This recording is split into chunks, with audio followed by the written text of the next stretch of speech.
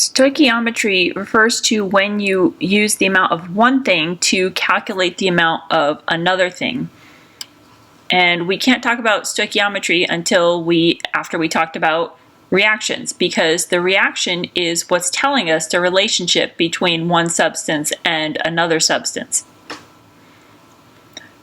So we already learned how to convert between grams and moles using the molar mass. That will convert us between grams and moles. If you have moles of one substance and moles of another substance, to convert between those, you use the molar ratio, which is told to you by the coefficients in the reaction. So for example, this reaction right here, this is telling us that the relationship between moles of aluminum and moles of aluminum oxide is that 4 moles of aluminum react to produce 2 moles of aluminum oxide. Also, 3 moles of oxygen produce 2 moles of aluminum oxide. And also 4 moles of aluminum react with 3 moles of oxygen. So all of these relationships are told to us by the coefficients in the reaction. In this first problem, we want to know how many moles of oxygen correspond to 2.45 moles of aluminum. So we need to use this relationship over here. This is the relationship between moles of oxygen and moles of aluminum. So we put the moles of aluminum in the denominator so we can cancel it. And we end up with 1.84 moles of oxygen. This next one wants to calculate how many moles of aluminum oxide are produced from 0.85 moles of aluminum. So for that we need the first relationship, the relationship between the moles of aluminum and the moles of aluminum oxide. We put the moles of aluminum in the denominator to be able to cancel it out. And we end up with 0.43 moles of aluminum oxide. The next one, we start with moles of aluminum oxide, and we want to convert that to how many moles of oxygen are needed. So we need the relationship between the moles of oxygen and moles of aluminum oxide. We put the moles of oxygen on top, so we could cancel the moles of aluminum oxide and start talking about moles of oxygen. And we get 2.1 moles of oxygen. Alright, for this last one over here, we are dealing with grams and starting with grams. So we're going to follow this whole pathway up here. We're going to start with grams of aluminum, use the molar mass to get to moles of aluminum, use the ratio to get to moles of aluminum oxide, and then use another molar mass to get to grams of aluminum oxide. So for this we're going to need some molar masses. That aluminum is 26.98 grams per mole and aluminum oxide is 101.96 grams per mole. So starting with 2.87 grams of aluminum and then converting that to moles of aluminum actually.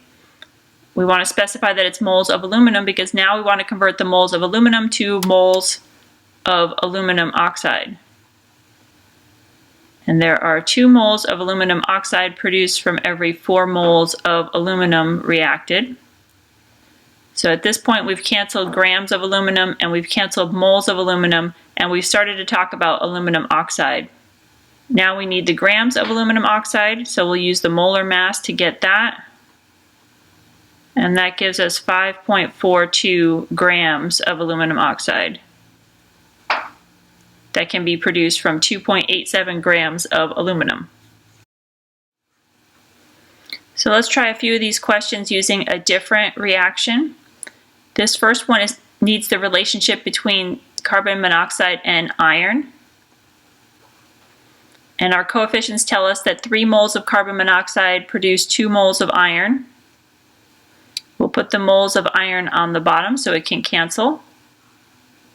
And then we end up with 40.1 moles of carbon monoxide. Alright, for this next one we need a relationship between carbon monoxide and iron 3 oxide. So there's what our coefficients tell us. It's a 1:3 ratio.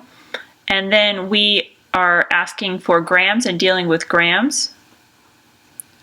So here's some molar masses that we can use. First, we'll use the molar mass of carbon monoxide to stop talking about grams and start talking about moles. Then we use the molar ratio to convert from moles carbon monoxide to moles iron 3 oxide. And then we use the molar mass of iron 3 oxide so that we can have grams of iron 3 oxide. And that ends up being 34.6 grams of iron 3 oxide. So this last one's a little bit low here. We're going to convert 112.5 grams of iron 3 oxide into grams of iron. So first we'll use the molar mass of iron 3 oxide. And that will get us to moles of iron 3 oxide. Then we need the relationship between moles of iron 3 oxide and moles of iron. And according to our coefficients, we get 1 mole of iron 3 oxide producing 2 moles of iron. Now we can use the molar mass of iron, and we end up with 78.69 grams of iron. So for these reactions, we've been going either from moles to moles or from grams to grams, but you can go part way if you wanted to as well.